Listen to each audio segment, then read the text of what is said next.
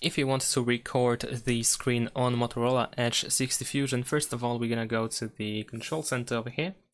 Now we're gonna scroll in order to find the screen recorder, which is over here, screen record.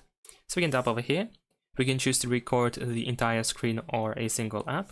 You can choose if you want to record with the microphone, the system sound, mic and system sound, or without any sound at all. Besides that, we can enable the front camera and the screen touches, so the touches on the screen can be visible on the recording. Then we can press record. Over here we have the countdown, and there we go. Now we are recording. We can tap on this arrow in order to reveal those options. And let's see, we can of course drag it around. You can place it pretty much anywhere. Tap on this pen in order to start drawing anything on the screen.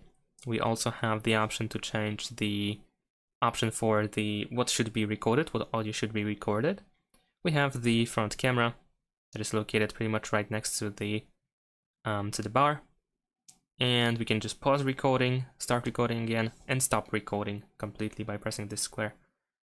And that's pretty much it. Thanks for watching, leave a like and subscribe to my channel, and see you in my next videos. Bye!